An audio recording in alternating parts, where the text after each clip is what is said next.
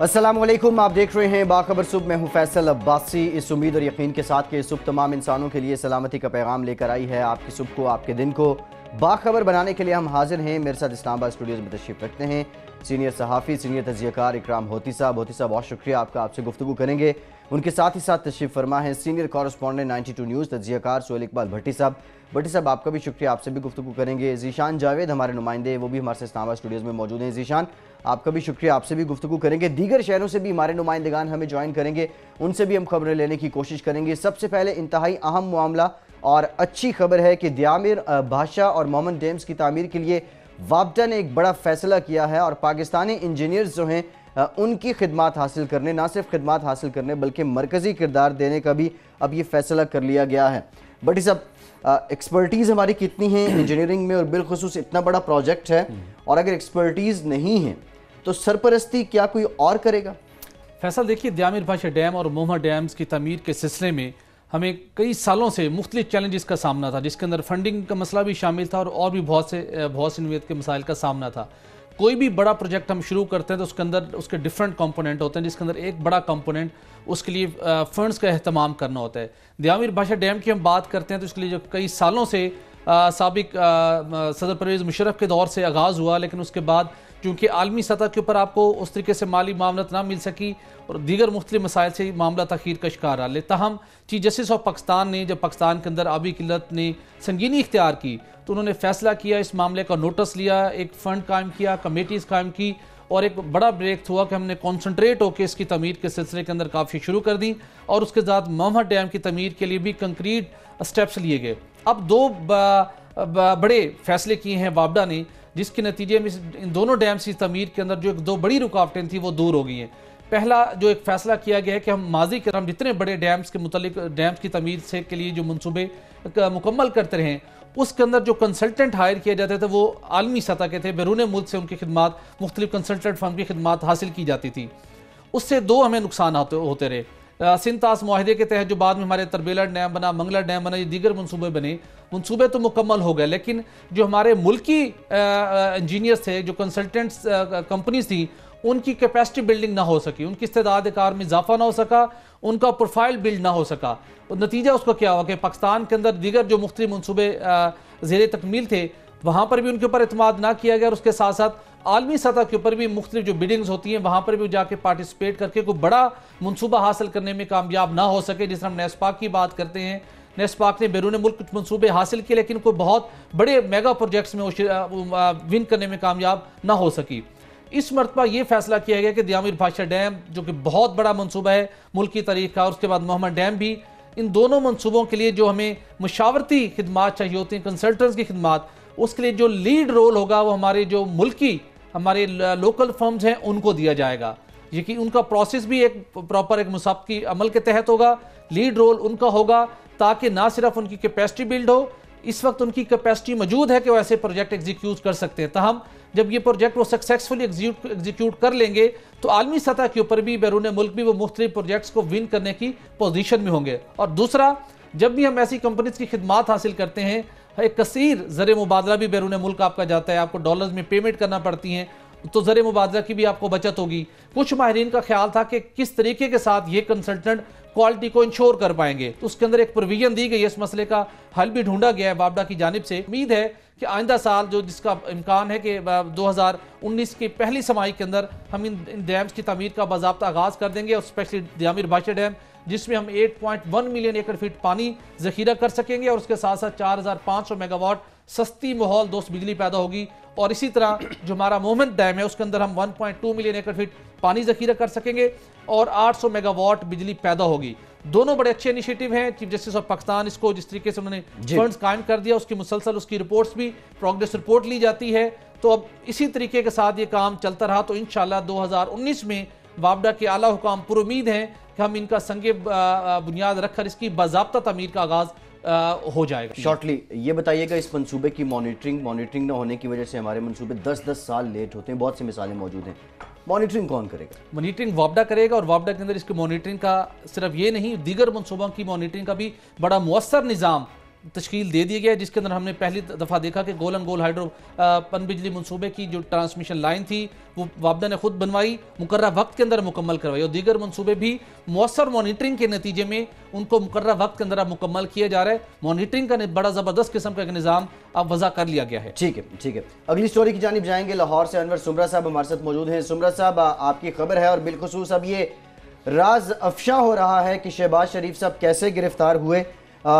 जो आहत चीमा हैं, किसके कहने पे उन्होंने इंकशाफात किए, और ये भी बताइएगा फवाद हसन फवाद से मुतालिक ये खबरें आ रही थी वो वादा माफ गवाह बन गए, फिर तरदीद भी हुई, तो आपकी खबर को लेके ये लग रहा है कि फवाद हसन फवाद बाज़ाब्ता तौर पे शरीफ फैमिली के खिलाफ वादा माफ गवाह हैं। जी अब्बासी साहब, बात यह है कि नैब ने आशियाना स्कीम में साबका DGLDA आहत खां चीमा को जब फरवरी 2018 में गिरफ़्तार किया और उनको नैब ने तहकीकात शुरू की, तो उसके बाद जो है गिरफ़्तारी के बाद पंजाब असम्बली में एक करारदाद पास की गई जिसमें कहा गया कि इस तरह अफसरों को गिरफ़्तार करना उनकी तज़हीक के बराबर है। और इसके अलावा पंजाब की उस वक्त की सूबाई काबीना ने एक स्पेशल अजलास बुलाया जिसमें वज़ीर आला पंजाब ने उसकी सरपरस्ती की और एक बयान जारी किया गया कि हम इसको कंडेम करते हैं, इसकी मजम्मत करते हैं। इस तरह नैब जो है हरासा कर रही है ऑफिसर्स को, और पंजाब में जो है तरक्याती काम जो है वो रुक सकते हैं। उसके बाद जो आहत खां चीमा को अदालत में पेश किया गया, उनका 90 दिन का रिमांड लिया गया। रिमांड के दौरान ज़राए कहते हैं कि आहत खां चीमा ने कोई भी बड़ा इंकशाफ नहीं किया, जिसकी वजह से तहकीकात आगे ना बढ़ सकें। इसी के साथ साथ जो पंजाब लैंड डेवलपमेंट कंपनी थी उसके CEO को जब गिरफ़्तार किया गया और उसके प्रोजेक्ट डायरेक्टर को गिरफ़्तार किया गया, तो उनके इंकशाफ पर फवाद हसन फवाद जो साबका वज़ीर आज़म पाकिस्तान के साबका प्रिंसिपल सेक्रेटरी हैं, उनको जुलाई 4 को गिरफ़्तार किया गया। फवाद हसन फवाद को भी अदालत में पेश किया गया और 90 दिन का वो रिमांड जो है नैब के पास रहे, और उस दौरान उन्होंने बहुत सारे इंकशाफात किए। जब फवाद हसन फवाद को जेल में मुंतकिल किया गया तो वहाँ पर चीमा साहब पहले ही मुंतकिल किए जा चुके थे। ज़राए का कहना है कि फवाद हसन फवाद ने जब चीमा से मुलाकात हुई तो दोनों ने इस मनसूबे, क्योंकि दोनों शरीक मुलज़म थे आशियाना हाउसिंग स्कीम में, दोनों पर करप्शन के इल्ज़ामात थे। आहत खां चीमा पर यह था कि उन्होंने पैरागॉन सिटी से 32 कनाल जो ज़मीन ख़रीदी है उसकी पेमेंट करवाई है। इसके अलावा फवाद हसन फवाद पर इल्ज़ाम ये था कि उन्होंने जिस कंपनी ने ये प्रोजेक्ट जीता था उसको बुलाकर PLDC को बुलाकर कहा कि आप इसको मनसूख करें इसका ठेका, जिसकी वजह से पंजाब हुकूमत को जुर्माना अदा करना पड़ा और 19 करोड़ रुपए की लागत में इजाफा हो गया और प्रोजेक्ट जो थ्रू ना हो सका। अब जब दोनों की मुलाकात, क्योंकि जेल में कैंप जेल में दोनों ही एक बारक में थे, तो दोनों की मुलाकातें हुई, तो उस मुलाकातों में जो है आहत खां चीमा को ये रियलाइज़ करवाया गया कि पंजाब हुकूमत जो पहले जिसने आपको यकीन दहानी कराई थी कि वो आपके केस में परसू करेगी, आपको कानूनी जो है मदद फराहम करेगी, अखलाकी मदद फराहम करेगी, क्योंकि अब पंजाब में और वफाक में इलेक्शन के बाद हुकूमत बदल चुकी है, वो उनको अपनी पड़ गई है। क्योंकि साबका वज़ीर आला पंजाब ने पिछले 10 साल में जितने भी मेगा प्रोजेक्ट पंजाब में मुकम्मल किए थे, जिनमें सस्ती रोटी होगा, जिनमें लैपटॉप स्कीम था, इसके अलावा मेट्रो बस स्कीम थी, इसके अलावा आशियाना था, इसके अलावा वो स्कूल थे, दानिश स्कूल थे, तो उनके जो है और एनर्जी प्रोजेक्ट थे, उनकी तहकीकात नैब में हो रही थी। आहत खां चीमा को ये रियलाइज़ करवाया गया कि अब पंजाब हुकूमत साबका जो है वो ख़ुद तहकीकात का सामना कर रही है, लिहाजा उनको अपनी पड़ गई। आपको चाहिए कि आप नैब को जो हक़ाइक़ हैं उनसे आगाह करें। ज़राए का कहना है कि फवाद हसन फवाद क्योंकि इसमें शरीक मुलज़म थे, आहत खां चीमा को उन्होंने कायल किया और आहत खां चीमा ने अपने लैपटॉप से जो भी उस वक़्त के डॉक्यूमेंट्स थे उनकी स्कैंड कॉपीज़ और दस्तावेज़ात, इसके अलावा कुछ चिटें थीं। ज़राए का कहना है कि कागजी चिटें थी जो साबका वज़ीर आला पंजाब शहबाज शरीफ आहत खां चीमा को वक्तन फ़वक्तन देते थे कि ये भी काम करना है, ये भी काम करना है, वो भी आहत खां चीमा ने संभाल कर रखी हुई थी, वो भी नैब के हवाले कर दी गई। जब ये नैब के हवाले कर दी गई तो उसके 1-2 रोज़ बाद जो साबका वज़ीर आला पंजाब जो नैब में पेशी के लिए साफ़ पानी में गए हुए थे, उनको आशियाना में गिरफ़्तार कर लिया गया और अब उनसे तहकीकात जारी हैं और वो जो हैं उनका रिमांड ले लिया गया है। ज़राए ने मज़ीद बताया कि आहत खां चीमा जो हैं वो अब मायूस हो चुके हैं, साबका हुकूमत के ताउन से मायूस हो चुके हैं।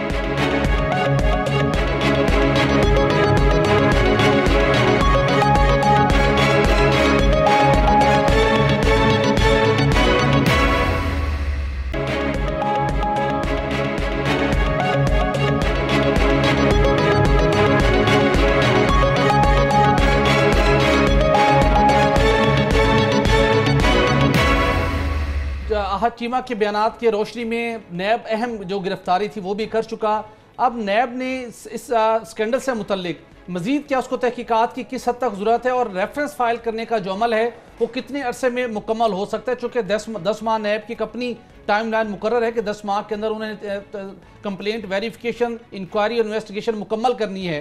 तो अब किस बात का इंतज़ार किया जा रहा है कि इस स्कैंडल के ऊपर जो है वो बाज़ाब्ता रेफरेंस दायर किया जाए? जी साहब, भट्टी साहब, बात ये है कि देखें, जो आशियाना हाउसिंग स्कीम का जो मरकज़ी मुलज़म था आहद खां चीमा, जब वो गिरफ़्तार हुआ उसके बाद PLDC के 2 अफसरान गिरफ़्तार हुए, फिर फ़वाद हसन फ़वाद साहब गिरफ़्तार हो गए। इनके आहद खां चीमा के इंकशाफ और फ़वाद हसन फ़वाद के इंकशाफात पर जो है साबका वज़ीर आला पंजाब शहबाज शरीफ भी गिरफ़्तार हो गए। अब यहाँ पर एक पैरागॉन सिटी का इशू है जिनकी अभी मेरा ख्याल 1-2 दिन में पेशी है, शायद उनकी गिरफ़्तारी भी हो जाए। उसके बाद नायब ज़राए का कहना है कि वो बाकायदा रेफरेंस दायर कर देंगे, क्योंकि आहद खां चीमा को भी इंटेरोगेट कर लिया गया है। इसके अलावा फ़वाद हसन फ़वाद को भी इंटेरोगेट कर लिया गया है। जो साबका वज़ीर आला पंजाब हैं शहबाज शरीफ, वो ज़ेरे तफ्तीश हैं। इसके अलावा अगर 1-2 और गिरफ़्तारियाँ होती हैं तो उनकी गिरफ़्तारियों के बाद जो है ये बाकायदा रेफरेंस जो है वो आ जाएगा और इस अदालत में जो है वो केस शुरू हो जाएगा। लेकिन ज़राए का कहना है कि यहाँ पर तीनों जगहों पर करप्शन हुई है कि आहद खां चीमा ने भी ज़मीन ख़रीदी, उसके बाद फ़वाद हसन फ़वाद ने अपना नाजायज़ इख्तियारात का नाजायज़ इस्तेमाल करते हुए जो सक्सेसर बिडर था उसको प्रेशराइज़ किया, जिसमें PLDC ने वो ठेका मनसूख किया। इसके अलावा वज़ीर आला पंजाब के कहने पर ये जो ठेका है पहले LDA को दिया गया, LDA ने फिर कासा डेवलपर को दिया, जो कि एक सब्सिडरी कंपनी थी पैरागॉन सिटी की। कासा डेवलपर जो है वो एक जॉइंट वेंचर है जिसमें वो एक शायद शफीक साहब गिरफ़्तार हैं, बिस्मिल्लाह इंजीनियरिंग वाले। अब तकरीबन तमाम मुल्ज़मान नैब की कस्टडी में हैं, 1-2 गिरफ़्तारियाँ और मुतवक्के हैं जो नैब ज़राए कहते हैं। उसके बाद इसको जो है रेफरेंस दायर किया जाएगा और इस करप्शन के केस को मंतकी अंजाम तक पहुँचाने की कोशिश की जाएगी। जी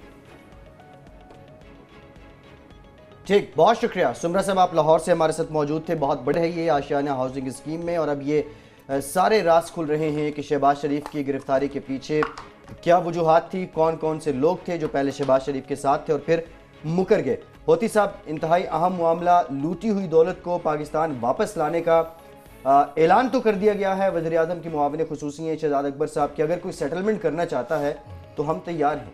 मैकेनिज्म क्या है इस दौलत को वापस लाने का? एहतसाब पे ये सारा जो ड्रामा है या एतबार नहीं है, उसकी वजह 4 है बुनियादी। पहले ये कि इल्ज़ाम सही तरह लगाया नहीं जाता, दूसरा ये कि जो इल्ज़ाम लगाने के बाद तफ्तीश की सही मैकेनिज़्म और अथॉरिटी नहीं है किसी के पास, तीसरा ये है कि तफ्तीश का मायार ही नहीं है, और चौथा ये है कि जब आप सारी तफ्तीश कर लेते हैं तो उसको ये नहीं कहा जा सकता कि बियॉन्ड रीजनेबल डाउट, अंग्रेजी में एक कानूनी वो टर्म है, कि उस पर कोई भी शक ना किया जा सके। ये पाकिस्तान में नहीं हुआ और इनके केस में भी यही हुआ है नवाज शरीफ के। अब केस आ रहा है, कल शहजाद अकबर साहब जो वज़ीर आज़म के एहतसाब के मशीर हैं, उन्होंने प्रेस कॉन्फ्रेंस में ये कहा कि हम बैरूनी मुल्कों से माहिदात कर रहे हैं और जर्मनी से तो तकरीबन हमारी बातचीत हो भी चुकी है। उनके पास एक डाटा है स्विट्ज़रलैंड का और उस लीक हुआ है, उन्होंने ख़रीदा है, वो हमें बता दिया है और उसमें ये है वो है। ये जो प्रेस कॉन्फ्रेंस थी उसको मैंने बड़े गौर से सुनते हुए नोट लिए और फिर वो नोट मैंने शेयर किए मुतल्लिका सरकारी लोगों से। उनसे मैंने कहा कि क्या ये सही कह रहे हैं कि यहाँ पर ये अमल होगा? उन्होंने कहा कि 2 चीज़ें हमारे पास नहीं हैं। हमारे पास तफ्तीश करने का जो मैकेनिज़्म है, जिस तरह FATF ने कहा है कि नहीं है और वो वाकई नहीं है, वो भी बनना है। दूसरा, हमने जो माहदे करने हैं उनके साथ, तो जब हम माहदे करेंगे बैरूनी ममालिक के साथ तो वो कहेंगे कि आप अपना तफ्तीश का मैकेनिज़्म पहले हमें समझाएं। क्या आप सियासी वजूहात की वजह से वो करते हैं, इल्ज़ाम लगा रहे हैं, या आप वाकई अपनी दौलत वापस ले जाने में सीरियस हैं? सही। तो मुझे मुतल्लिका उन्होंने बताया, यानी कि एक्सपर्ट्स भी हैं, उनमें रिटायर्ड लोग भी हैं, उनमें इस वक्त काम करते हुए लोग भी हैं। वो कह रहे हैं कि भाई हमारे पास ऐसे टूल्स नहीं हैं। जब ऐसे टूल्स नहीं हैं तो आपने उनकी तफ्तीश करने से पहले इल्ज़ाम लगाना है, इल्ज़ाम लगाने के बाद अथॉरिटी बतानी है। अथॉरिटी जो है आपके पास एंटी मनी लॉन्ड्रिंग है। एंटी मनी लॉन्ड्रिंग में आपकी तफ्तीश का मैकेनिज्म कोई नहीं। ये अथॉरिटी बता दी गई है कि हुकूमत ये काम कर सकती है, मसलन मनी लॉन्ड्रिंग रोक सकती है, लेकिन मनी लॉन्ड्रिंग के साथ तो चिमटी हुई 2 चीज़ें और हैं। वो ये कि जिस मुल्क में मनी गई वहाँ भी आप तफ्तीश कर सकें। यहां से गई तो आपने साबित करनी है कि यहां से गई है। ये जो कह रहे हैं कि 10 अरब रुपए की सालाना मनी लॉन्ड्रिंग पाकिस्तान में से हो रही है, कोई एक केस बताएं कि जिससे ये साबित कर रहे हो कि ये मनी लॉन्ड्रिंग हुई है पाकिस्तान से। नहीं साबित कर सके ना। नवाज शरीफ के केस में भी ये बात नहीं है। अब ड्रामा करने का क्या फायदा है?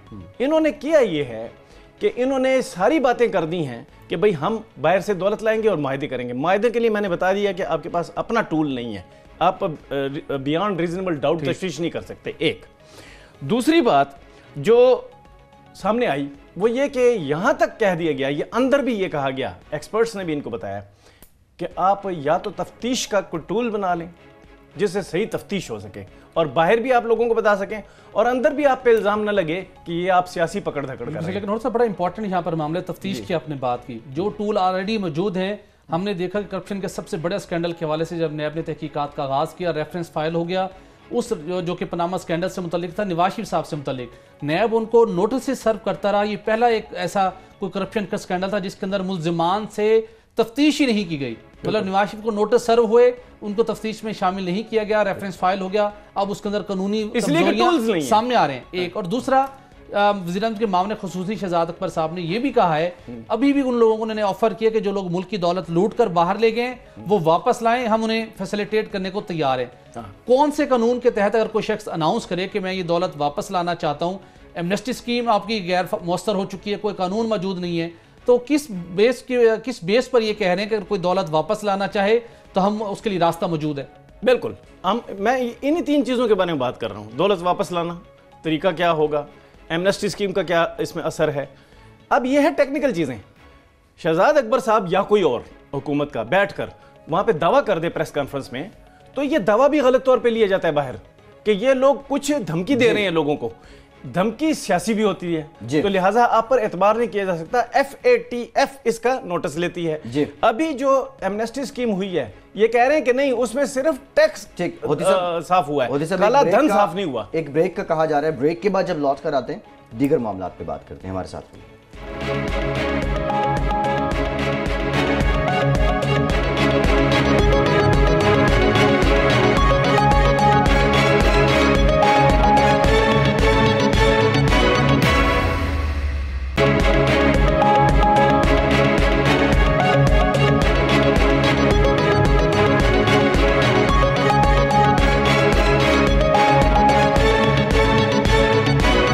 बहुत बड़ा मसला पाकिस्तान के अवाम के लिए, और इससे पहले भी हमने 2 डैम्स की तामीर को लेकर स्टोरी की। चीफ जस्टिस ऑफ पाकिस्तान खुसूसी तौर पे इस मामले को देख रहे हैं, लेकिन हकीकत यही है कि पाकिस्तान में इस वक्त पानी की शदीद किल्लत है और ये किल्लत तूल पकड़ती जा रही है। ज़ीशान जावेद हमारे साथ मौजूद हैं, हमारे नुमाइंदे। ज़ीशान, वजारत आबी वसाइल और इंडस वाटर कमीशन जो है, बिलखुसूस इसमें कोई दो राय नहीं है कि भारत की जानिब से मर्जी से पानी रोका भी जाता है, छोड़ा भी जाता है। इंडस वाटर कमीशन का किरदार जो रहा है पिछले कुछ महीनों में, उसको लेकर जो वजारत है वो क्या कर रही है? इसमें फैसल ये देखिए कि जो इंडस वाटर कमीशन के किरदार की हम जब बात करते हैं तो वो पिछले चंद माह से नहीं बल्कि पिछले चंद सालों से वो इसी तरह रियासती और वफाकी इदारों में तनकीद की जद में है।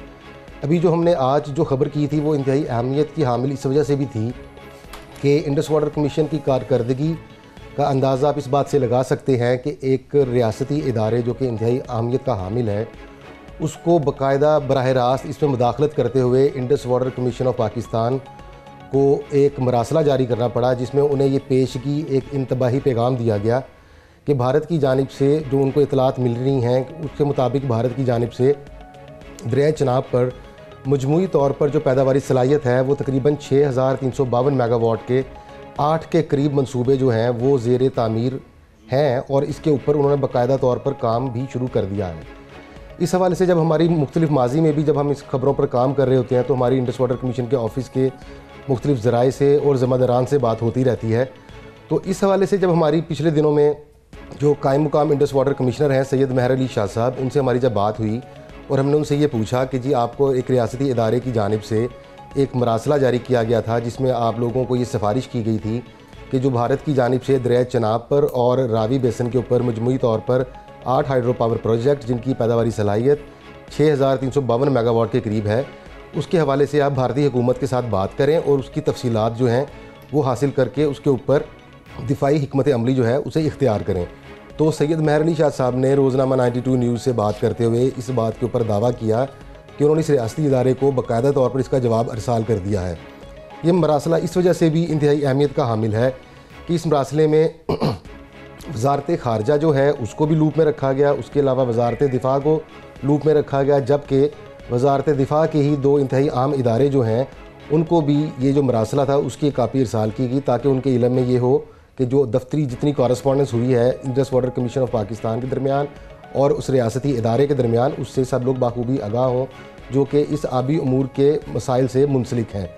तो इस हवाले से वो अभी तक उन्होंने कोई जवाब जो है वो नहीं दिया गया था, जो कि हमारे ज़राए ने हमें कन्फर्म किया।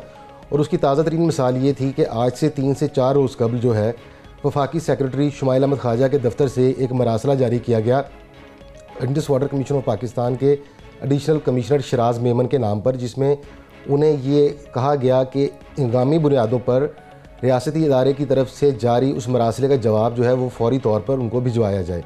जिसके ऊपर जब हमने शराज मेमन साहब से रब्ता किया तो शराज मेमन साहब ने इस लेटर की तस्दीक ज़रूर की जो कि वफाकी सेक्रेटरी के दफ्तर की जानिब से लिखा गया था, लेकिन उन्होंने इसके ऊपर कोई और मज़ीद बात करने से माजरत कर ली। हमने इसके हवाले से फिर दोबारा सैयद महर अली शाह साहब से रब्ता करने की कोशिश की, जो कि हमारे साथ रब्ते में नहीं आ सके, ना ही जो कि साउथ एशिया डेस्क के वजारत ख़ारजा के सरबराह भी हैं और वजारत ख़ारजा के तर्जुमान भी हैं डॉक्टर फैसल, उनसे भी जब रब्ता करने की कोशिश की गई तो वो भी उस रब्ते में नहीं आ सके। अब इसमें जो डैमों के हवाले से ज़िक्र किया गया, इसमें सिर्फ एक इंपॉर्टेंट बात मैं आपसे यहाँ पर ज़रूर शेयर करना चाहूँगा कि इन डैमों में जो 7 डैम हैं उसमें 4 तो इंतहाई अहमियत के इस वजह से भी हामिल है कि उनकी जो पैदावारी सलाहियत है वो दीगर डैमों की निस्बत ज़्यादा है।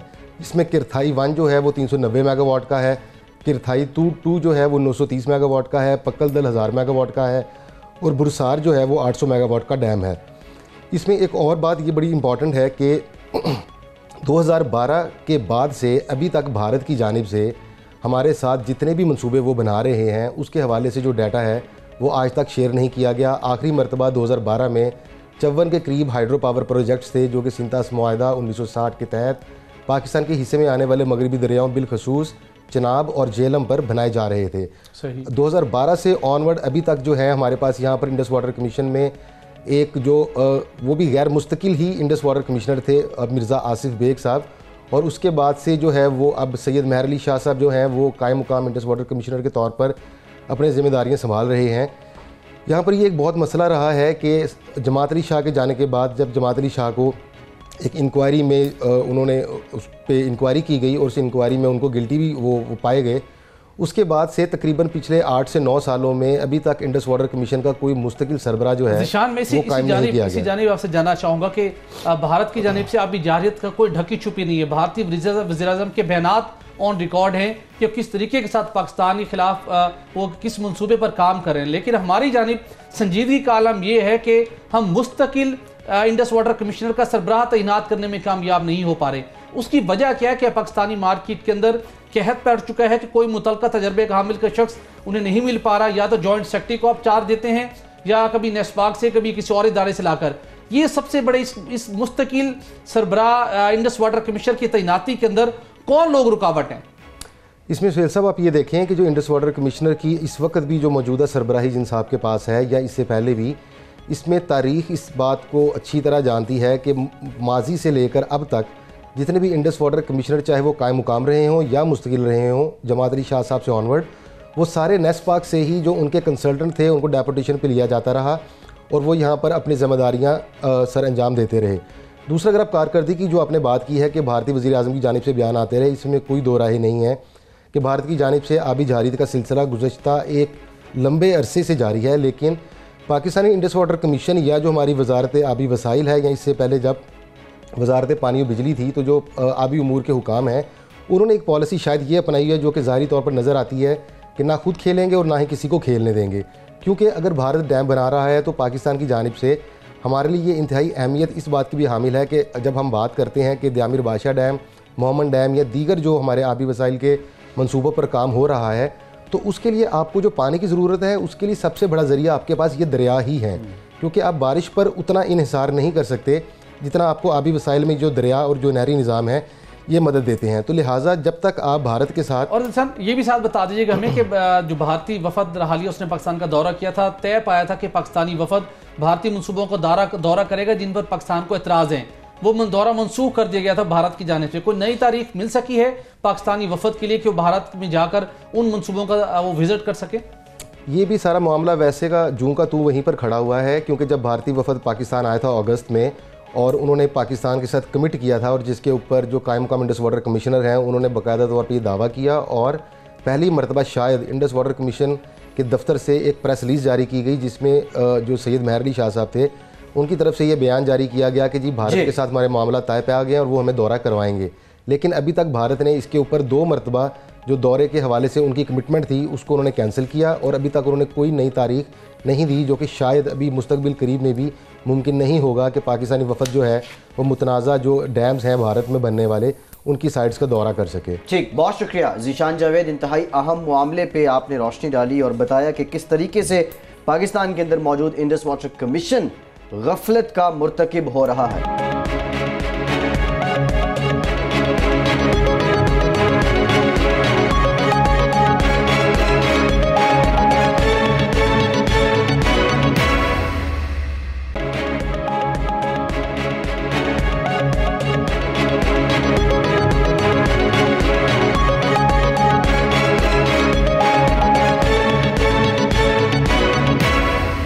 एक और इंतहाई अहम मामला इससे पहले अपने प्रोग्राम में ये उठाया शिपिंग माफिया को लेके, किस तरह वो लोग जो इंपोर्ट करते हैं उनको उनके सामान को वहाँ एक तरह से गिरवी रख के मज़ीद पैसे वसूल किए जाते हैं। बट सब बिलाखिर कस्टम प्रिवेंटिव जो है अब मुतहर्रिक हो गया है। सरेदस्त कौन सी कंपनीज हैं, उनके खिलाफ कार्रवाई शुरू हो रही है और किस कानून के तहत हो रही है? फैसल देखिए, कराची की पोर्ट्स के ऊपर ये एक रवायत बन चुकी है कि जितनी शिपिंग कंपनियां हैं वो मुख्तलिफ तरीक़ों के साथ पाकिस्तानी इंपोर्टर्स का जो माल बुक करती हैं, बाज़ाब्ता तहरीरी मुआहदा तय पाता है कि आप एक मुल्क से, फॉर एग्जाम्पल हम चीन की बात करें तो वहाँ से कराची सामान पहुँचाएँगे तो आप क्या चार्जेस वसूल करेंगे। तहरीरी एग्रीमेंट होता है, उस तहरीरी एग्रीमेंट को कस्टम्स एक्ट के अंदर प्रोटेक्शन हासिल है। उस तहरीरी एग्रीमेंट में जो चार्जेस तय कर दिए जाते हैं उससे एक पाई भी आप ज़्यादा वसूल नहीं कर सकते। लेकिन सालों से एक प्रैक्टिस चली आ रही है कि जैसे वो माल यहाँ पर पहुँचता है उसके बाद उस माल को वहाँ पर शिपिंग कंपनियाँ और वहाँ पर पोर्ट की कुछ इंतज़ामियों की मिली भगत से इंपोर्टर से मुतालबा किया जाता है कि आप हमें मज़ीद वाजिबात अदा करें। इंपोर्टर्स, पाकिस्तानी इंपोर्टर्स मजबूर होते हैं क्योंकि आगे उनकी मुख्तलिफ कंपनीज के साथ कमिटमेंट होती है, उन्होंने उनको पूरा करना है, अपनी प्रोडक्ट कंज्यूमर तक पहुँचानी है, तो उन्हें मजबूरन पे करना पड़ता है। लेकिन कुछ अर्सा कबल इस मामले को टेकअप किया वो कुछ इंपोर्टर्स ने, जिन्होंने इस बात की आवाज़ उठाई कि खिलाफ कानून इकदाम है, कस्टम्स एक्ट के सेक्शन 1969 के सेक्शन 14A की खिलाफ वर्जी है, आप ये चार्जेस वसूल नहीं कर सकते उस वक्त जब कस्टम्स की जानिब से डिले एंड डिटेंशन सर्टिफिकेट भी जारी हो चुका हो। लेकिन उन्होंने ये सिलसिला न रोका। उसके बाद हमने देखा कि कराची चैम्बर ऑफ कॉमर्स इस मामले में आगे बढ़कर आया, उन्होंने इसके खिलाफ आवाज़ बुलंद की और उन्होंने इन शिपिंग कंपनियों को उन्होंने वाज़े तौर के ऊपर पैगाम दिया कि आप ये वसूलियों का सिलसिला रोकें। और हुकूमत से मुतालबा किया गया था कि आप एक आज़ाद रेगुलेटरी अदारा कायम करें जो न सिर्फ इन शिपिंग कंपनियों के ऊपर नज़र रख सके बल्कि एक ऐसा फ्रेमवर्क आप कायम करें जिसके ज़रिए से जब कस्टम एक्ट की जो खिलाफ वर्जी कर रहे हो उसके खिलाफ फौरी तौर पर कार्रवाई हो सके। ताहम इस अरसे के दौरान मजीद कार्रवाइयों का सिलसिला जारी रहा और हमने अपने प्रोग्राम में ये मामला रिपोर्ट किया कि मार्क्स जो शिपिंग कंपनी है उसकी जानिब से दोबारा कुछ इंपोर्टर्स, पाकिस्तानी इंपोर्टर्स का मार रोका गया, रिटर्न एग्रीमेंट की खिलाफ वर्जी की गई।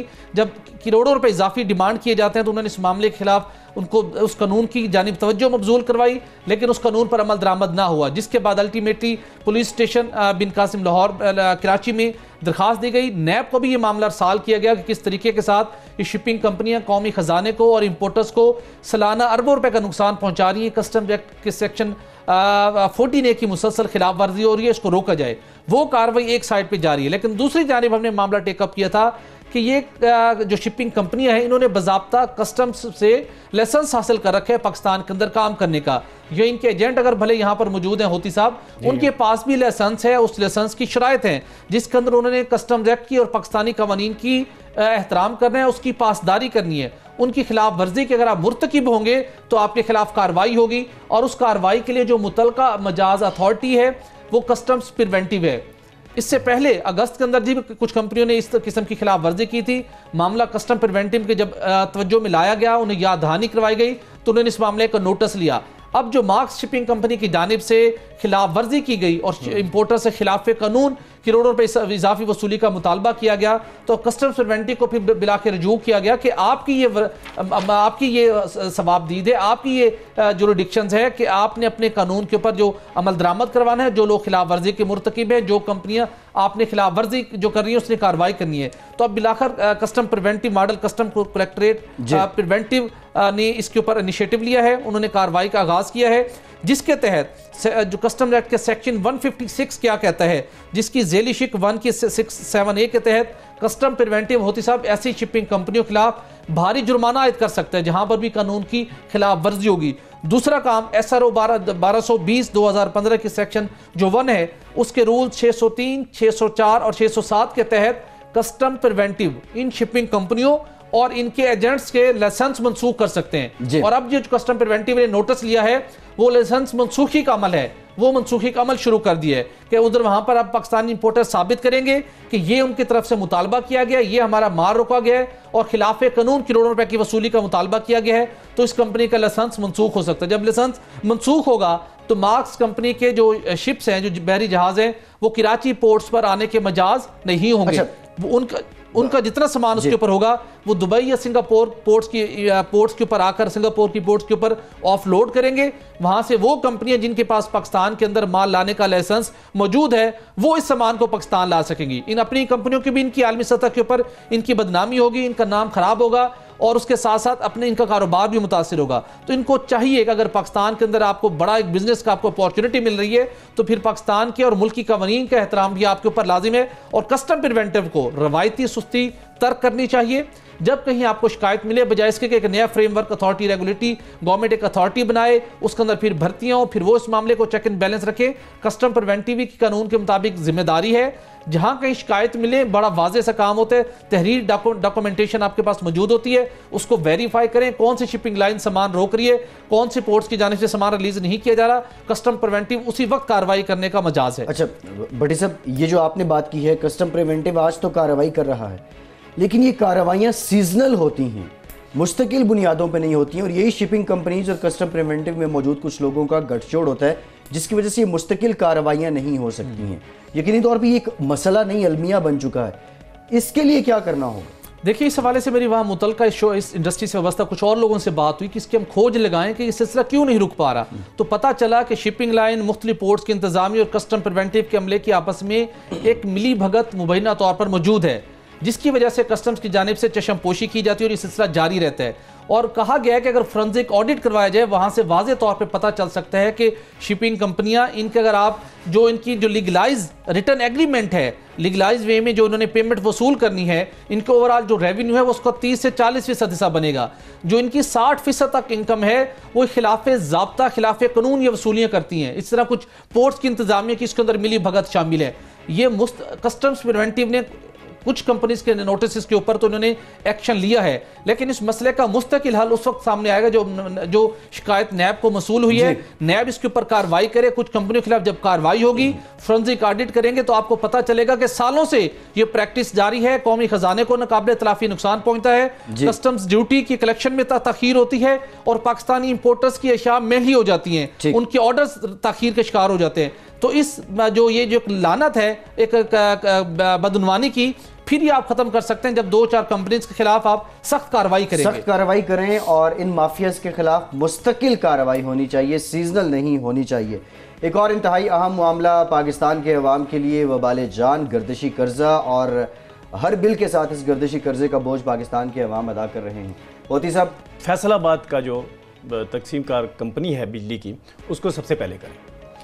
इसमें हुकूमत जो है, वफाकी हुकूमत अब सूबों से भी बातचीत करेगी। सूबों के साथ रॉयल्टी का मसला भी तय होगा और सब्सिडी का मसला भी तय होगा। उसके बाद इसका जो बिडिंग फ्रेमवर्क है वो बनाया जाएगा। इस बिडिंग फ्रेमवर्क में 2 चीज़ें उनसे कही जाएंगी कंपनियों से कि आपने बिजली चोरी रोकनी है ताकि गर्दिशी कर्जा कम हो, आपने बेहतर करना है तकसीम के निज़ाम को ताकि गर्दिशी कर्जा कम हो, इसके अलावा आपने बिलिंग करनी है। बिलिंग जो आपने करनी है, जो बिल लेना है, वो नेपरा के साथ तय किया जाएगा कि आपका मुनाफा क्या होगा और बिजली किस नर्ख पे आपको मिलेगी। अगर उसमें तकसीम कार कंपनियों का मुनाफा ज़्यादा नज़र आया तो उसमें एक फ़ायदा होगा, कि उस मुनाफे की बुनियाद पर यह तय कर लिया जाएगा कि अवाम को बिजली सस्ती दी जाए, क्योंकि आपको मुनाफा ज़्यादा मिल रहा है। जो मुनाफा को तय करने का जो सिस्टम है वो अभी बनेगा, लेकिन उसमें बुनियादी दो बातें होंगी। एक बात यह कि आपने जो महंगी बिजली बनाई है वो बिजली जो है उसके सस्ते करने के लिए सूबों से, उन कंपनियों से जो कि इनको ख़रीदना चाहती हैं और ख़ुद वफाकी हुकूमत मिलकर जो कैपेसिटी चार्ज की मसले है उस पे कंपनियों के साथ एक राउंड चलाएगी। लिहाजा ये मसला 2020 में जाके कहीं हल होगा, राइट, शुरू होगा, लेकिन 2019 में ये मामला तय कर लिए जाएंगे। ये पाकिस्तान में किसी भी हुकूमत की जानिब से सबसे बड़ा फैसला होगा बिजली के बारे में। मैं भट्टी साहब की इनपुट चाहूँगा। भट्टी साहब माफ़ कीजिएगा, के इलेक्ट्रिक को हमने देखा बिजली चोरी की होती साहब ने बात की, वहाँ पे हमने देखा कि माँ सिवाय जहाँ बिजली चोरी होती है वहाँ लोड शेडिंग होने के अलावा कोई और मैकेनिज्म उन्होंने इंट्रोड्यूस नहीं करवाया। वहाँ लोड शेडिंग होती है, जहाँ बिलिंग पूरी है वहाँ लोड शेडिंग नहीं होती है। ये कंपनियाँ अगर इनकी प्राइवेटाइजेशन हो जाती है, क्या डिजिटल तरीका क्या हो सकता है बिजली रोकने का? फैसल देखिए, दुनिया में तरीक़ेकार बहुत से मौजूद हैं। आप बिजली चोरी भी रोक सकते हैं, गैस चोरी भी रोक सकते हैं। सबसे पहले कि आपकी बिल और जो कानून मौजूद है उसके ऊपर आपका अमल दरामद करवाना है। वो निजी कंपनी होगी, उसने भी उसी कानून के ऊपर अमल दरामद करते हुए और कुछ टेक्नोलॉजी का इस्तेमाल करते हुए बिजली चोरी रोकनी है। कि इलेक्ट्रिक की निजकारी की हमारा बदतरीन एक्सपीरियंस रहा। जिस कंपनी ने खरीदी उन्होंने अरबों रुपए का मुनाफा कमाया, ओवर बिलिंग की, पैसा बाहर ले गया। आज दोबारा वो कराची बदतरीन बिजली के बहरान से दो चार है, दोबारा आज वो चाइनीज़ कंपनी को फरोख्त करके यहाँ से कुट करके जा रहे हैं। तो इसका मतलब है वो उस निजकारी का ये हल प्रॉपर आपका जो ऑब्जेक्टिव था वो अचीव नहीं कर पाए। यहाँ जो तकसीम कार कंपनियों का मामला है, यहाँ पर निजकारी बड़ा मुश्किल काम होगा।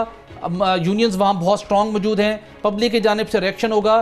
पब्लिक प्राइवेट पार्टनरशिप एक शायद सूटेबल ऑप्शन हो सकती है एम्प्लॉयज़ को एतमाद में लेकर उसके साथ जो इन्होंने प्रीपेड मीटर मुतारिफ करवाने थे, अगर आप वो मुतारिफ करवा दें, एडीबी और दीगर मालियाती इदारे आपको फंड देने के लिए तैयार हैं, तो बिजली चोरी के ऊपर खातिर खा आप काबू पा सकते हैं। ये मीटर जो हैं ये नई कंपनियां करेंगी। और मैंने पूछा कि के इलेक्ट्रिक का तजुर्बा नाकाम है, उन्होंने कहा ये स्टैंड अलोन है, ये नेशनल लेवल पे होना चाहिए था, क्योंकि एक है और मॉडल है, लिहाजा इसमें नाकामियां हैं, लेकिन नेशनल लेवल पे होगा जो उसके लिए सोच के मसला। ठीक है, अगली स्टोरी की जानिब जाते हैं। भट्टी साहब, पीटीए की जानिब से अभी इकदाम किया गया है, इसकी तशहीर भी हो रही है कि अपना मोबाइल फ़ोन आप रजिस्टर्ड करवाएं और उसका IMEI नंबर 8484 पर भेजें, स्मगल शुदा मोबाइल फ़ोन। लेकिन मैं आपसे जानना चाह रहा हूँ कि जो आपके रुफ़क़ा, आपके दोस्त अहबाब बाहर से आपको फ़ोन भेजते हैं गिफ्ट के तौर पे, और आपके पास समटाइम उसका वो IMEI नंबर *06# करके तो आप देख सकते हैं, लेकिन आपके पास उसका डिब्बा और दीगर जो लवाजमात हैं वो नहीं होती है, वो भी स्मगल शुदा मोबाइल फ़ोन है। देखिए फैसल, 2-3 इसकी वजूहत भी, इस मसले का हल भी मौजूद है।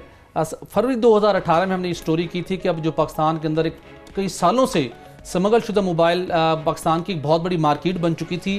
कौमी ख़जाने को नाकाबिल तलाफ़ी नुकसान पहुँच रहा था और एक अंदाजे के मुताबिक सालाना 30 से 40 अरब रुपए मालियत के मोबाइल फ़ोन स्मगल करके यहाँ पर लाए जाते थे।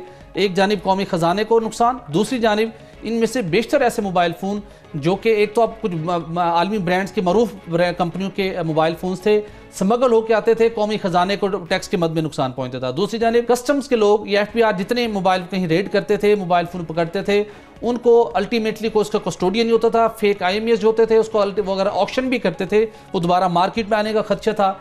इन तमाम मसाइल का हल निकालने के लिए जब फरवरी में हमने स्टोरी की कि इसके एक जदीद एक निज़ाम तश्कील दिया जा रहा है, जिसका नाम हमने बताया था device identification, registration and blocking system.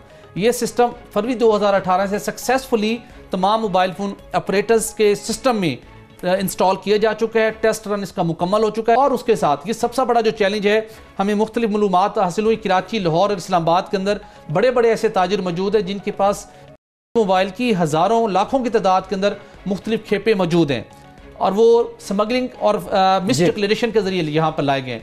अब उनके लिए बड़ा चैलेंज है। सार्फिन 20 अक्टूबर के बाद नया मोबाइल फ़ोन खरीदते वक्त शॉप पर खड़े होकर ही डब्बे के ऊपर मोबाइल फ़ोन का उसका जो IMEI नंबर है वो देखें, अपने दूसरे मोबाइल से चेक करें, अगर वो रजिस्टर्ड नहीं है मत खरीदें। और ऐसे लोग जो पहले से मोबाइल फ़ोन इस्तेमाल कर रहे हैं और वो स्मगल होकर आए लेकिन वो उनका IMEI नंबर जेन्युइन है, वो भी 20 अक्टूबर से पहले ही उससे पहले अपना 8484 के ऊपर मैसेज करके अपना IMEI नंबर रजिस्टर्ड करवा लें। बसूरत दीगर उनका मोबाइल फ़ोन भी ब्लॉक होने का खदशा है। इसमें सबसे अहम सवाल यह है कि जो पुराने मोबाइल फ़ोन है, क्या उस पर फ़ोन की व्हाट्सएप की, मेलिंग की कोई सहूलत नहीं मिलेगी। जब वो ब्लॉक होगा तो फिर सिस्टम से मुकम्मल तौर पर ब्लॉक हो जाएगा। प्रोग्राम का वक्त खत्म हो गया, बहुत शुक्रिया भट्टी साहब आपका, इकराम होती साहब आपका। आज के प्रोग्राम से इतनी, फैसल अब्बासी को इजाजत दीजिए।